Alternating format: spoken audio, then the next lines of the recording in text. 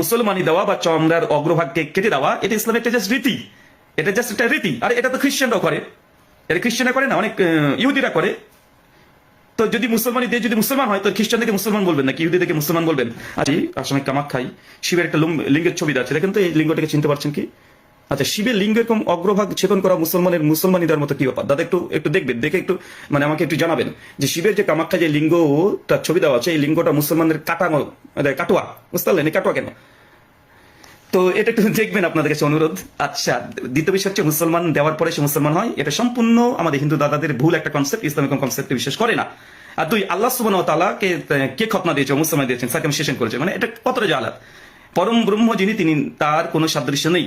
তো যিনি super entity, তাকে কে মানে খতনা করছে প্রশ্ন করাটাই মূর্খতা। যেমন একটা ব্যাচেলার ছেলেকে যদি বলা হয় যে বউকে পিটানো ছেড়ে দিয়েছিস, তুই বউকে খুব মারিস না, এটা যেমন অজ্ঞতামূলক একটা প্রশ্ন, ঠিক এই প্রশ্নটা সেম একই জিনিস।